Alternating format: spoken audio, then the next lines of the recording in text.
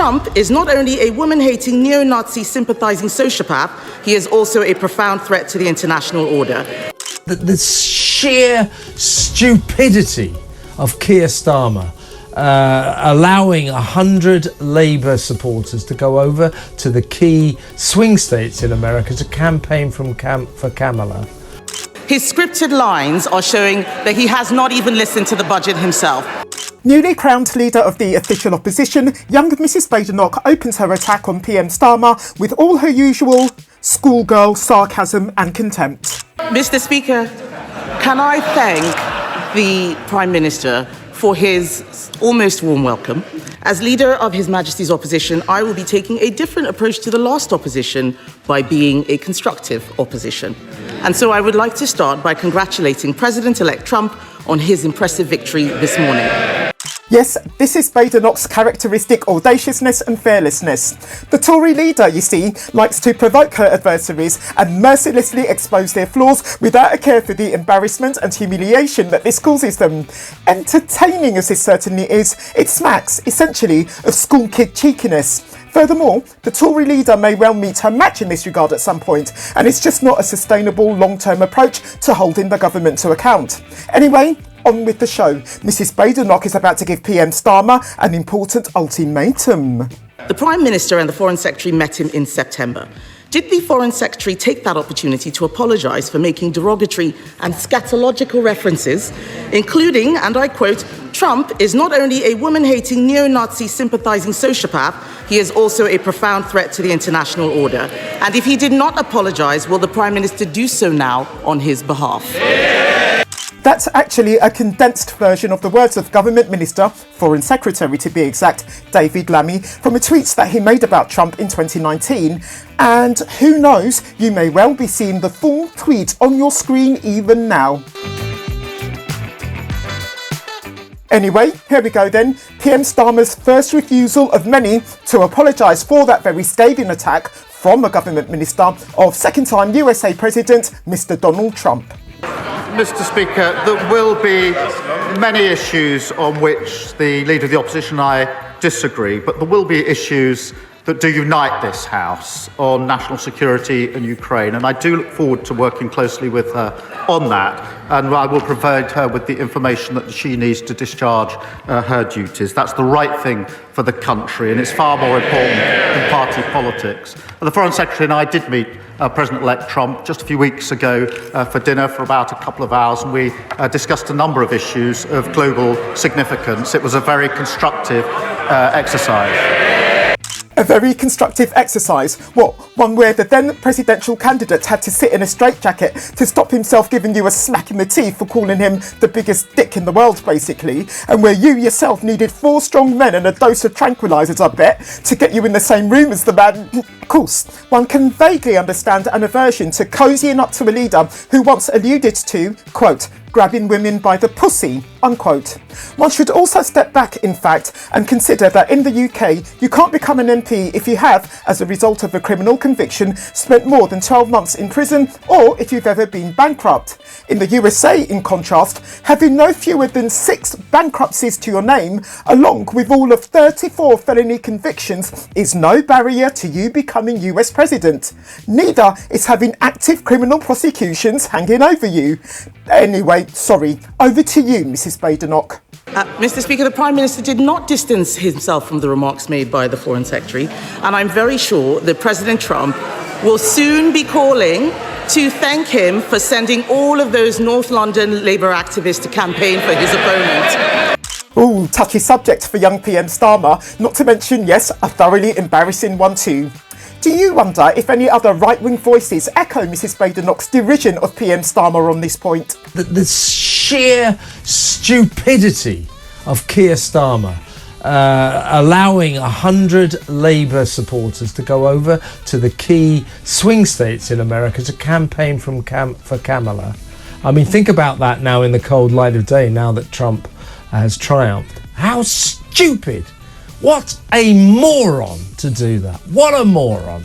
And of course, Donald's already talking about it. He's already saying, this guy's really left-wing. I'm worried about him. Donald's a pragmatist, but also he's like an elephant. He never forgets.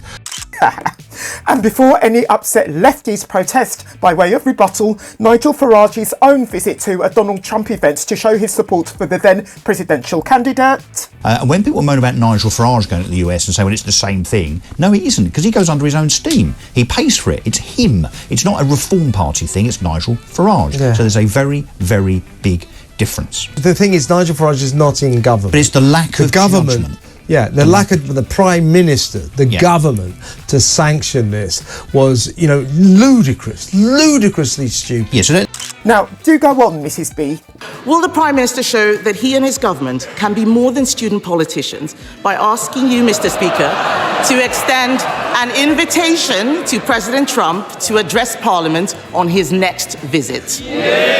Now, PM Starmer opens his response with a personal dig at Mrs B that gets his side of the House roaring, but still leaves something missing. I think the Leader of the Opposition is giving a masterclass on student politics. But seriously, Mr. Speaker, we live in probably a more volatile world than we've lived in for many decades. It is absolutely crucial that we have a strong relationship, that strong special relationship forged in difficult circumstances between the US and the UK. We will continue to work, as we have done in the 4 months in government, on issues of security, our economy and global conflict. Oh, it's going to be as easy as that, is it? Really? yes, so you've got the new Labour government, a new Labour Prime Minister, effectively sanctioning a political move to stop someone being elected that in a few weeks' time you know that you're probably going to be in a stateroom with, negotiating trade deals with. And what do you say, Mrs Badenoch? I suggest you present the PM with the challenge to his words that he is due. And no, I won't blame you if you begin your challenge by pulling the PM up on the fact that he's doing nothing more than to read from a script composed by his spin doctors to answer your questions. Mr. Speaker, he does not answer the questions, just read the lines the officials have prepared for him. It doesn't sound like he wants to invite President-elect Trump to Parliament. He needs to look after the special relationship. The US is our single biggest trade partner. Given the risk of increased tariffs on UK exports, which threaten our manufacturing sector, will the Prime Minister commit now to continue the negotiations on our free trade agreement with the US, which the Biden administration cancelled when they came into office? Now, PM, this really is your moment to shine. I reckon you're about to show Mrs B in detail what you're doing both to protect trade between the UK and the US and to restore our special relationship with the US. Yep, there's no chance whatsoever that you'll just go off on a tangent about your poxy fixing the foundations policies that everyone is totally sick and tired of by now. Mr. Speaker, of course we will discuss issues of our economy with the President-elect, as we already have done. Economy, security and global conflict are issues of real significance that ought to unite this House. But when it comes to the economy, what we've done with our budget is to fix the foundations after 14 years. Return to economic stability of the £23 million black hole. We've protected the pay slips of working people. We've done the single biggest investment in our country for a generation in the NHS, in schools and homes. We've given a pay rise to the 3 million lowest paid. Now, if she's opposed to that investment or the pay rise for working people, she's a straight talker as I understand it, perhaps she should say so. Oh, that'll go down convincingly with young Mrs B, I bet. Mr. Speaker, discuss, chat. He has no plans whatsoever. No plans whatsoever for building on the special relationship. He needs to realise that we in this country rely on our single biggest trade partner. President Trump is also right to argue that Europe needs to increase its defence spending. The last Conservative government committed to raising defence spending to 2.5% by 2030. Will the Prime Minister finally match this commitment?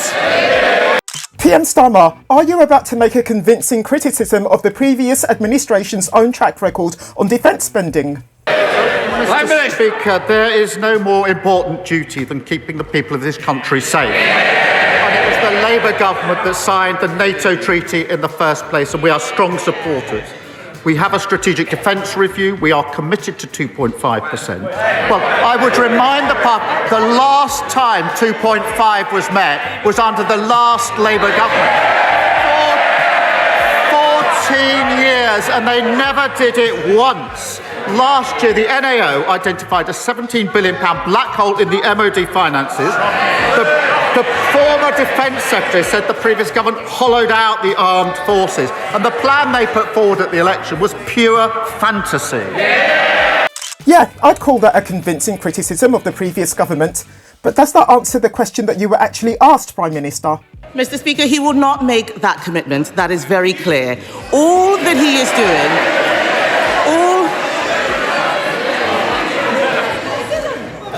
I'm going to hear the questions. If the people who don't want to hear it, they can leave now.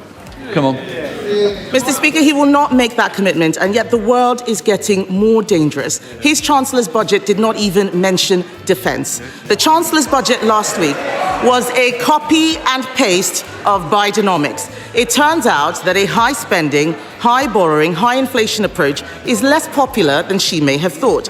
May I suggest he now urge her to change course, or is he determined to be a one-term leader?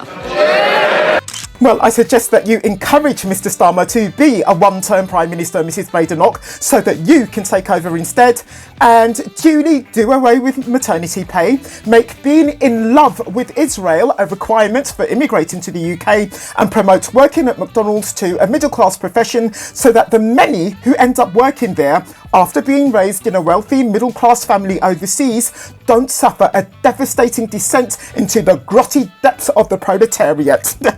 Seriously, don't you think you've really got the PM wound up now, Mrs. B? Any chance that he's really going to come for you now? The one thing I learned as Leader of the Opposition is it's a good idea to listen to what the government is actually saying. I think she just said that defence wasn't mentioned in the budget. It was 7 days ago that it was absolutely clear and central to the budget, as was economic growth. We are fixing the foundations. We're giving a pay rise to millions of people. We're picking up the mess that they left, 22 billion, and a tax rise and a pay rise for working people. And I haven't heard yet her welcome that pay rise for the 3 million lowest paid workers. Does she now welcome it? Does she stick to her previous policy that it's excessive? Ooh, I wouldn't like to be in the PM's shoes, facing a comeback from the very blunt and very irreverent Leader of the Opposition over what he's just said. Ooh, even the Speaker of the House gets worked up at this point. Mr. Speaker, I was the one who raised the minimum wage last year as Business Secretary. I have a strong record on this, but we need to make sure that we balance the books. His scripted lines are showing that he has not even listened to the budget himself. So I will try a different question. Perhaps he can give something that is unscripted to the people watching. Farmers across the United Kingdom... Mr. Speaker...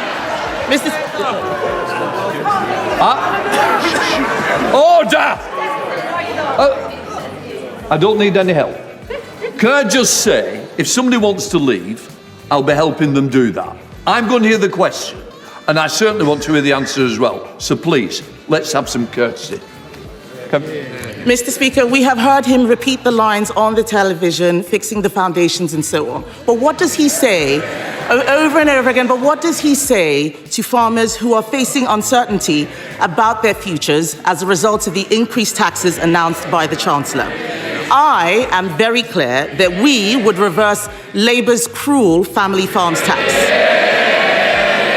What can he say now to reassure the farming community, who provide security for the whole nation? I mentioned earlier that Mrs. B's attacks on her adversaries are often quite childish. Another point to those attacks is that in exposing others, she exposes herself. Answering from a script in PMQs is the done thing, which means yes, Mrs. B does it too. Doesn't she, Prime Minister? I'm happy to help the Leader of the Opposition. If she's going to complain about scripted answers, it's probably best not to read that from a script. What I will say about farmers is this: I'm glad she's raised. Just switching back a moment to this moment, yeah, here. Media voices have been commenting on Mrs. B's hand shaking here as she raises her glass of water to her mouth.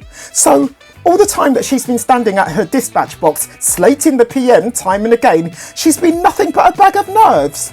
Mrs B, I am shocked that you should hold even an iota of diffidence, and I don't think I can ever get over that. Which probably says more about me than it does about you. I'm glad she's raised farmers because the budget last week put £5 billion over the next 2 years into farming. That's the single biggest increase, unlike the 300 million, which was underspent under the last government. And when it comes to inheritance, the vast majority of farmers will be unaffected, as she well knows, as they well know. But that budget was about fixing the foundations. Mr. Starmer, no matter how many times you use that phrase, nobody will be convinced of that policy, and everyone will still hate you. I hereby name your opposite number, Mrs. Kemi Badenoch, winner of this round of pointless cuss-downs in the House of Commons. If you've enjoyed this video, I recommend you to watch this one next. I'll meet you there.